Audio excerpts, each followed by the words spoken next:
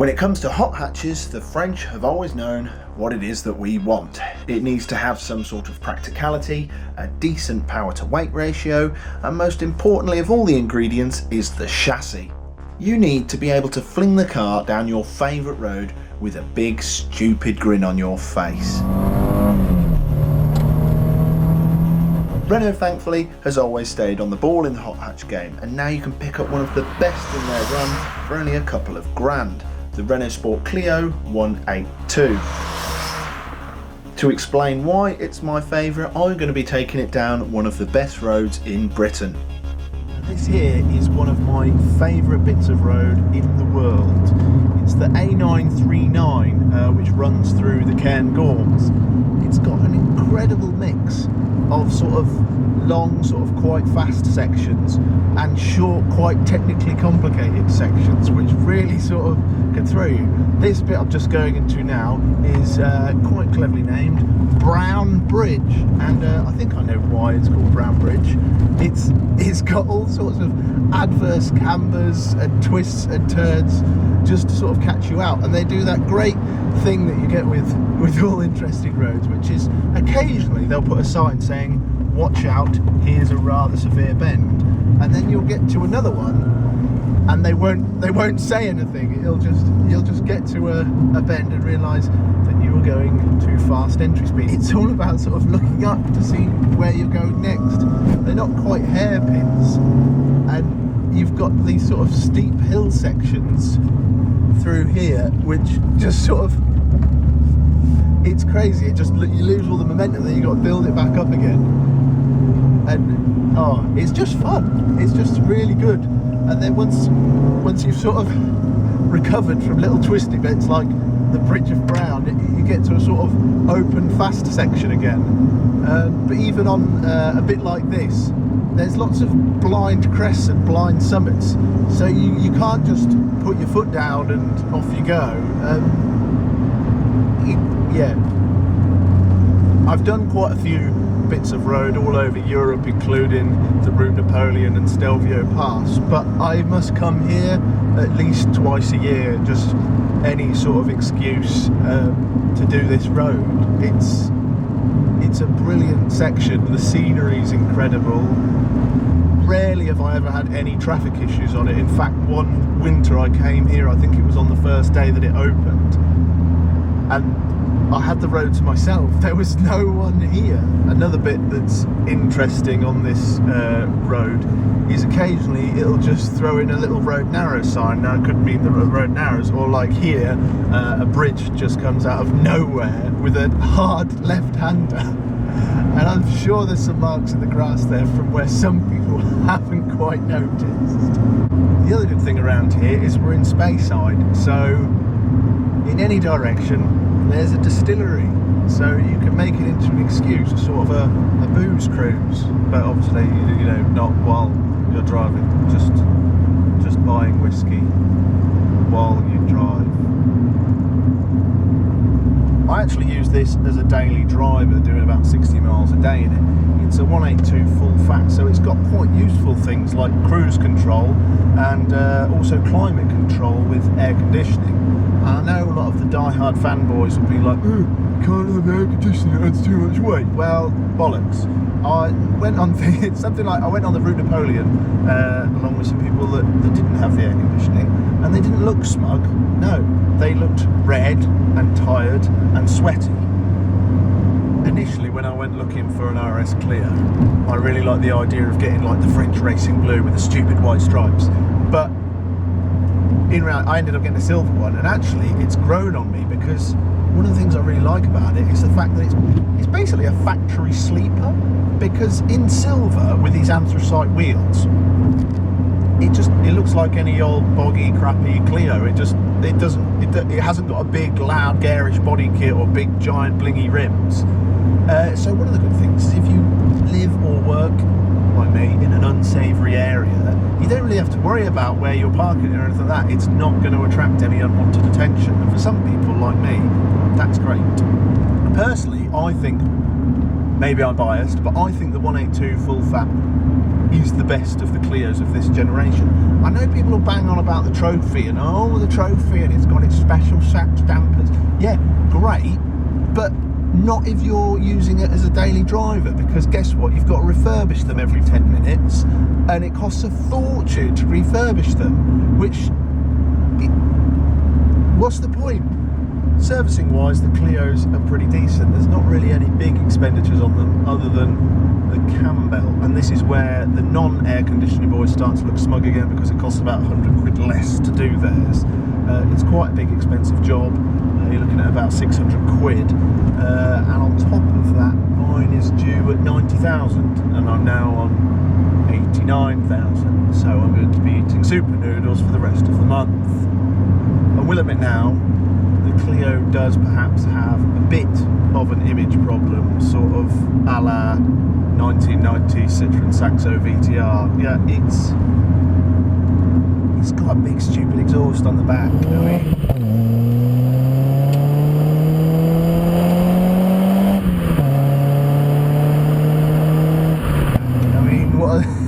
It's sort of, the childish part of you thinks that it's cool, and I think maybe when I was 17 I thought that was very cool, but now you kind of, people that don't know what it is would just think, why have you put that stupid exhaust on your car? Like, it sounds good. When they put the exhaust on the 182, it goes right through where the spare wheel should be. So there's no spare wheel because they put a big exhaust on it. That's factory. That's the sort of thing that you do when you're an idiot and you're 17 and you put suspension on your car that doesn't work, or you put a massive cherry bomb exhaust on a car. At the Renault factory, they actually were like, fuck it, let's put a great big exhaust on the car. And what about the spare? Bollocks to the spare. It's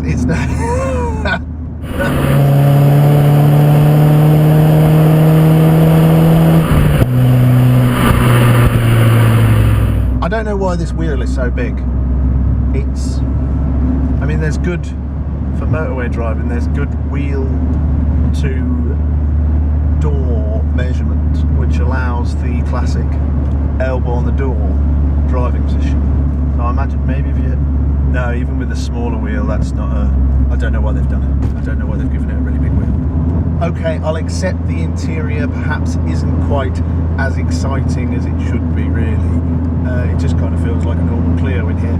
The steering wheel, it melts and falls apart in standard form, which is why I've had to get a retrim, because what happens is when it melts, it ends up looking a bit like that guy in Robocop that gets hit in the face with toxic waste. Also stuff like the gear knob, the top of it kind of came away, so I had to get a new topping on eBay, because obviously you can't just replace the knob, it's a massive pain in the arse to get it off. And now the climate control buttons, the sort of plastic facade on them is starting to flake off. But one thing that is weird about the French cars, though, that I will say, is French cars tend to have a difference between actual build quality and perception of build quality. I've owned both French and German cars. I don't have a particular bias or loyalty towards either. But what I do seem to experience is when you have a German car, like, there's lots of soft touch plastics and things like that, and everything gives you a feeling of quality and very good build quality, but then something breaks, an electronic magical box breaks and it costs you £300. Doesn't matter what it is, it's £300. Or a manifold cracks, or an ABS sensor goes, or you get all these things I find with the German cars, whereas the French cars, they feel as if they're falling apart interior wise, and they might be a bit rattly, but fundamentally, in my experience anyway, they actually tend to be fairly well held together. Another thing about the interior, if you're trying to shout, you know, sporty or whatever, why did they use Comic Sans on the dials? That's Comic Sans, there's no debating it, it's Comic Sans. That's the international font for people that write computer literate on their CVs, or who put notices in places using clip art. Please wash up your mugs. It doesn't belong there. They should have had a word. I know one of the things that Renault Sports do is they strangely get rid of digital dials because it looks crap. So in the Renault Sport Clio models, you don't have that crappy little digital fuel gauge and the digital temperature gauge. And even in the new Renault Sport Meganes, in the normal Renault Meganes, you have this great big dial that looks like my Casio, you know, just strapped to the. It's not that. It doesn't look good. It doesn't shout quality. Whereas in the Renault Sport models, they actually put analog dials because they look so much better. So well done for the analog dials, but you lose points for Comic Sans.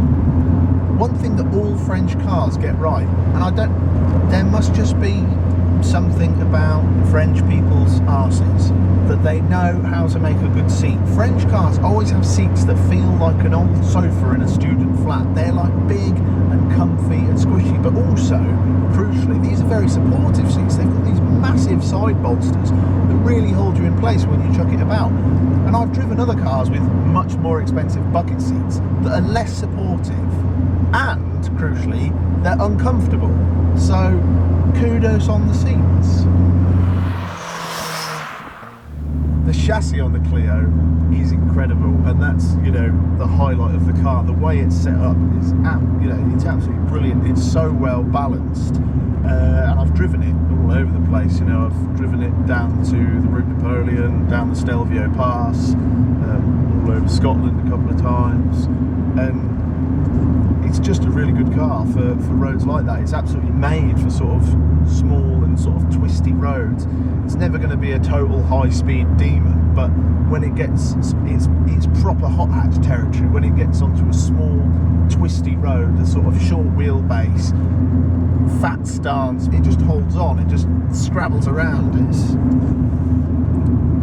It's so much fun to drive. It really is. It's got very fast steering setup. And it's also very direct. It's not like some of the more modern hot hatches where you don't quite feel as connected. And it's good and bad. I mean, one of the good things is you can really feel exactly what the road's doing and everything. But on the other hand, you get some real serious kickback through the wheels, so you can be sort of mid-bend and sort of a pothole or an undulation will set you off, and it feels like it wants to break your wrists. It's quite alarming at some points, but I quite like that. It feels quite raw. You don't get that with a lot of the newer stuff.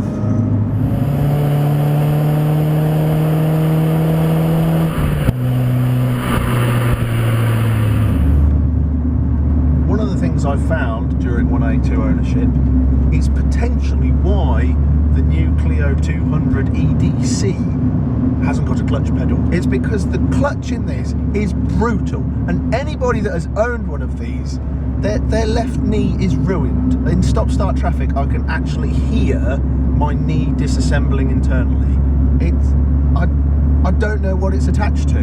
What is it attached to? It's like there's a rope with a 1-ton weight at the other end. The 182 really is one of the last of the sort of old school naturally aspirated hot hatches, and it's got that great combination of sort of a highly tuned engine that doesn't feel like it's a big engine in a small car. And when I think when Renault went on to stuff like the RS200s, and I've seen a few owners think this as well, which has kind of potentially put me off progressing into one. I mean, I've driven a couple, but I actually find that this feels a lot more overpowered, as it were, than the 200 does, because it's a much bigger car.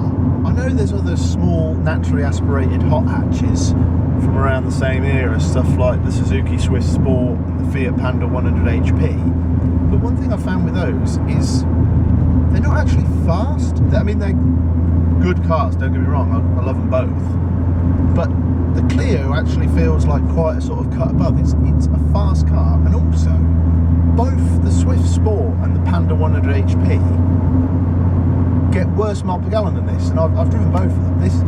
This on a run, I can easily get up to 38 miles per gallon without too much trouble. Whereas stuff like the Swift Sport and the Panda 100 HP, I've found when I've driven them, I'm getting more like low 30s, and if you push on, it's sort of high 20s, which, considering their power output, you know, you've only got 100 in the Panda, and I think it's 130 in the Swift Sport. balance of cost of running versus performance doesn't seem to add up for me. You lose that sort of raw appeal like you got with the older hot hatches, like with the Williams. I think in future they will be sought after, and I think like anything is, once the image problem goes away, they start to come back into the forefront again. People remember how good they were.